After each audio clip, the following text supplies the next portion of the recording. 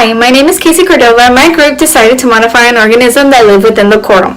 This organism helps the corals maintain their color. The organism is known as zooxanthellae. We will be modifying the zooxanthellae to help the corals maintain their color even though that the acid levels within the ocean increase. To begin, this is what a healthy coral reef should look like, with many fish and many colors, as seen in many movies and on Google. The CO2 absorbed in the atmosphere plays a big role in the combustion of ions which impedes calcification. When examining healthy coral, one can observe that the coral and algae depend on each other to survive. If stressed, algae leaves the coral. However, when the coral is stressed, it will expel the algae within its body. A bleached coral is a coral that no longer has algae within its body. The algae is what was giving the coral its color. Since there are no longer algae within the body, the coral is no longer colorful. As you can see in this picture, the coral is completely white. Hi, my name is Taranisha Mejia, and I will be presenting our goal of our experiment. Ocean acidification is the changes in chemistry of the ocean having to do with increased CO2 and fossil fuels dumped into the ocean. This leads to slow growth of calcium carbonate. Corals secrete calcium carbonate to make a hard outer shell, also called tests. We are looking to find a way to make corals withstand the increased levels of acidity so they continue to be the homes and protection of many other organisms in the ocean.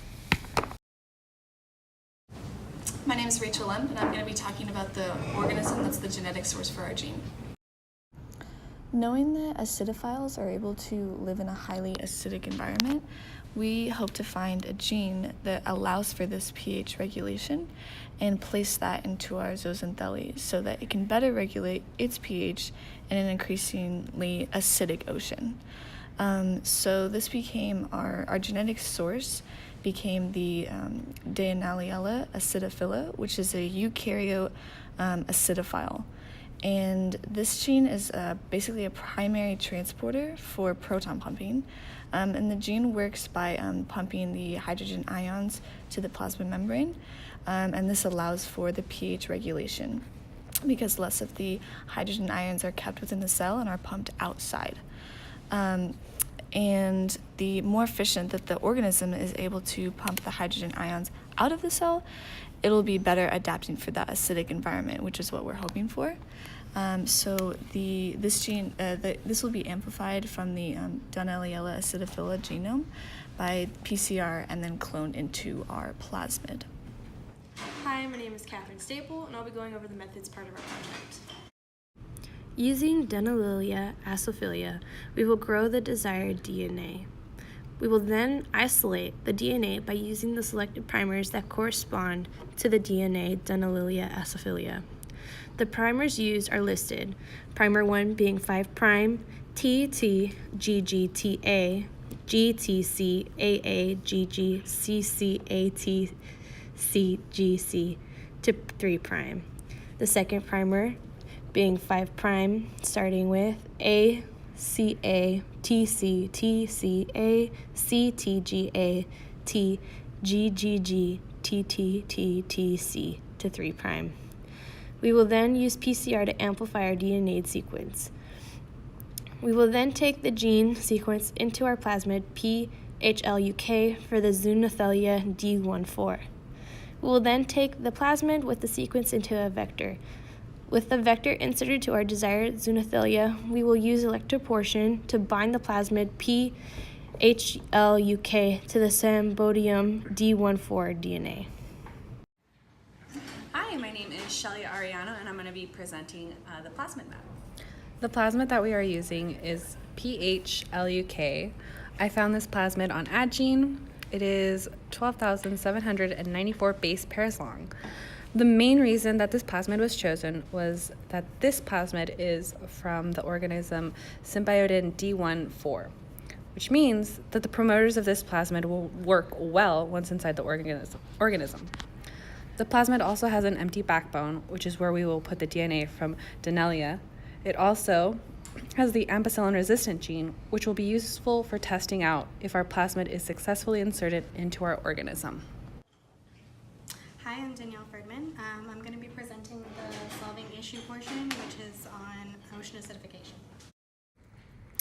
By modifying the zooxanthellae and adding a hydrogen pump, they will be able to increase their threshold of acidity, thus being able to endure the stress placed upon it with our increasingly acidic oceans, allowing to continue their process of producing calcium carbonate for the corals. With these corals back to full health, they can now again become the home of many organisms and restore their high biodiversity. If these corals are destroyed, many of these organisms that are at the bottom of the food chain will die, thus affecting the rest of the organisms throughout the entire ocean. This is beneficial to us medically because many of these organisms are being researched for cures to cancer, arthritis, viruses, and other diseases. From a business perspective, these beautiful corals and the fish that they bring produce much tourist business in these third world countries. From the way that they protect us is that with large protection from storms and crashing waves to prevent erosion. Hi, my name is Adriana Rodriguez, and I will be talking about the ethical and legal implications that come with our project. Can result in your experiments. In terms of ethical implications, our main concerns are the reactions of the surrounding marine environments once our modified gene is introduced. With this introduction can come short and long-term impacts that can be potentially irreversible. We won't know exactly how the corals will react, and if they are negatively impacted, it can damage our natural barriers that protect the shoreline from waves and storms and can damage shelters for numerous organisms. We won't know if one or multiple organisms can be affected, but we will try our best to prevent this from happening by conducting multiple thorough controlled experiments that can help prevent any disruptions to the natural environment. In terms of legal implications, we must gain a significant amount of permissions and funding from numerous organizations. Because ocean acidification